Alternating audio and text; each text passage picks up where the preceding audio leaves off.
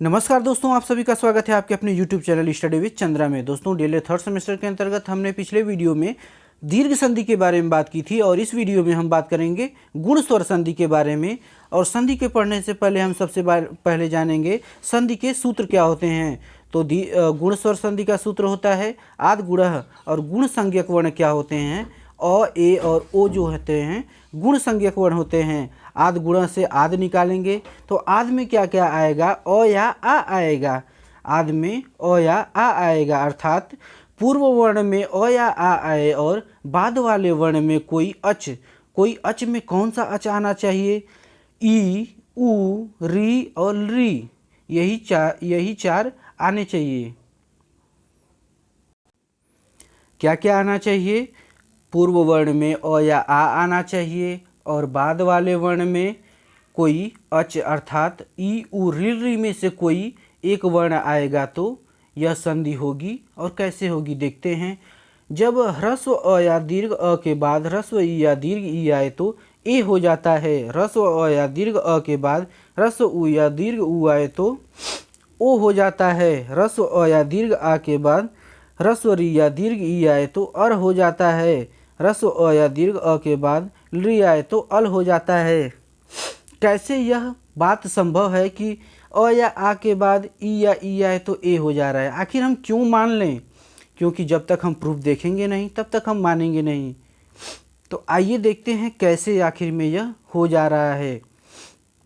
तो देखते हैं, इसमें दिया है अ या आ के बाद ई या ई आए तो ए हो जा रहा है। कैसे?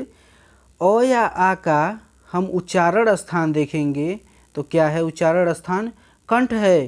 ह्रस्व ई या दीर्घ ई का उच्चारण स्थान क्या है, तालु है। हमने पिछले वीडियो में वर्णों के उच्चारण स्थान को बड़ी ही सरलता से समझाया था कि अको विसर्जनीय नाम कंठ से अ या आ कंठ वर्ण है, इचु ऐसा नाम तालु से ई या दीर्घ ई तालु वर्ण है।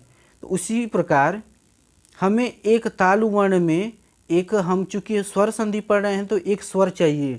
तो स्वर में क्या है, एदई तो कंठ तालु, इसमें ए जो है कंठ तालु का वर्ण है, इसीलिए ए का यहाँ आदेश हुआ है। कैसे दोस्तों, फिर से जानते हैं। जैसे अ या आ लिखा है तो अ का क्या है उच्चारण स्थान, कंठ है, और ई का उच्चारण स्थान क्या है, तालु है। इसीलिए इसके बाद जो वर्ण आएगा ये दोनों का मिक्स आएगा, अर्थात कंठ तालु वर्ण आना चाहिए। इसीलिए ए यहाँ पे आदेश हुआ है। एक और जानते हैं, जैसे दिया है ह्रस्व या दीर्घ अ के बाद ह्रस्व री या दीर्घ ई आए तो अर कैसे हो जा रहा है। एक उरण रपर सूत्र है, उरण रपर एक सूत्र है जिससे यह क्रिया संभव है। कैसे, उरण रपर सूत्र से, तो इसको सिर्फ आप लोग याद कर लीजिएगा, उरण रपर से र हो जा रहा है। तो अ या आ का उच्चारण स्थान क्या है, कंठ है, और री का उच्चारण स्थान क्या है, मूर्धा है। तो कंठ मूर्धा वाले वर्ण तो हैं नहीं हमारे पास, तो कंठ मूर्धा वाले वर्ण हमको चाहिए। क्योंकि यहाँ पे कंठ तालु था तो कंठ तालु वाला वर्ण हमें चाहिए था, और यहाँ पे कंठ मूर्धा है तो हमें कंठ मूर्धा वाला वर्ण चाहिए। तो हमारे पास उसकी कमी है, इसीलिए एक वर्तिका लिखी गई। इसी कमी को दूर करने के लिए उरण र पर एक वर्तिका लिखी गई, जिससे र का यहाँ पे आदेश हो जाता है तो कंठ मूर्धा वर्ण अर हो जाता है। अब जानेंगे उदाहरण से कैसे होता है। आइए दोस्तों, अब हम उदाहरण द्वारा समझने की कोशिश करते हैं यह संधि कैसे होती है। तो हमारा उदाहरण है उपेंद्र। उपेंद्र में उपधन इंद्र मिला के उपेंद्र शब्द बना है। उप में से प को यदि हम स्वर रहित करें तो प से अ निकालेंगे और इंद्र से ई निकालेंगे। तो अ और ई को मिलाने से कौन सा हमारा वर्ण बन रहा था, ए बन रहा था। आखिर क्यों बन रहा था ये भी हमने देखा था कि अकुह विसर्जनीय नाम कंठ से अ का उच्चारण स्थान कंठ है, इचु ऐसा नाम तालु से ई का उच्चारण स्थान तालु है। तो हमें आवश्यकता किसकी पड़ेगी, कंठ तालु वर्ण की आवश्यकता पड़ेगी। तो ए क्या है हमारा, कंठ तालु वर्ण है, इसीलिए ए यहाँ पे आदेश हो रहा है। तो उपेंद्र उपधन इंद्र मिला के उपेंद्र बन रहा है। उप के प से अ निकालेंगे, इंद्र से ई निकालेंगे, अ और ई के संयोग से ए शब्द का निर्माण होगा जो कि उपेंद्र बनने में सहायक होगा। उसी प्रकार देवर्षि देखते हैं। देवर्षि में देव प्लस ऋषि, देव से देव के व से अ निकालेंगे और री से री निकालेंगे। तो हमने बताया था उरण रपर सूत्र से कैसे र का आदेश होता है। तो यहाँ पे र आदेशित हो गया क्योंकि अ कंठ वर्ण है और री मूर्धा वर्ण है। तो कंठ मूर्धा हमने पूरा उच्चारण स्थान पढ़ा था, तो कंठ मूर्धा दोनों का मिक्स कोई वर्ण नहीं मिल रहा था, इसीलिए यहाँ पे अर हो गया। ठीक है, तो इसी से बना देवर्षि। उसी प्रकार है तवलकारः। तवलकारः में तव धन लृकारः, तव के व से अ निकालेंगे और ऋ निकालेंगे तो क्या हो जाएगा, अल हो जाएगा। हमने इसके पहले पढ़ा था कि री का र और री का ल हो जाता है, तो री का क्या होगा, ल होगा, तो इसी से बनेगा तवलकारः। उसी प्रकार है महेशः।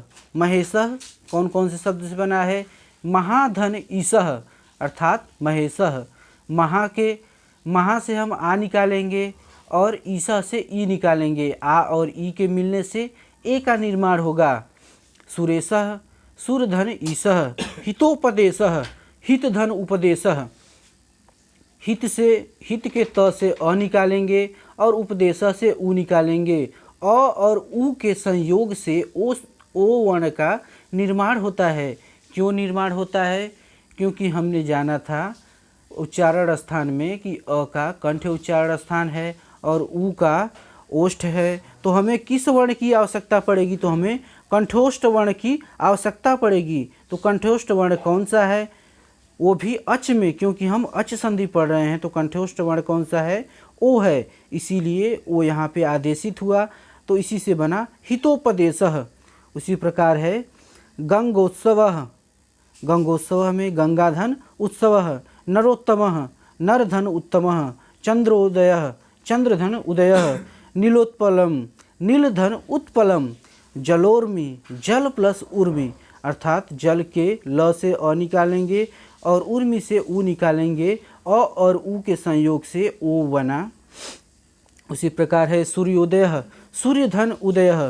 ग्रामोत्थान ग्रामधन उत्थानः। सर्वोदयः सर्वधन उदयः। जीर्णोद्धारः जीर्णधन उद्धारः। आत्मोत्सर्गः आत्माधन उत्सर्गः।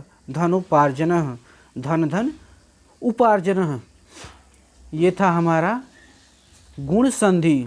इसमें सबसे महत्वपूर्ण था संधि का सूत्र जानना, गुण संज्ञक वर्ण और कौन से वर्ण आने पर क्या आदेश हो रहा है। जैसे अ या ई के संयोग से ए बना, अ या आ के बाद ह्रस्व ई या दीर्घ उ आए तो ओ बना। री के साथ अर हो जाता है, री के साथ अल हो जाता है। दोस्तों, यदि आपको यह वीडियो अच्छा लगा हो तो इसे लगातार देखते रहिए। धन्यवाद। नमः संस्कृताय। जय हिंद।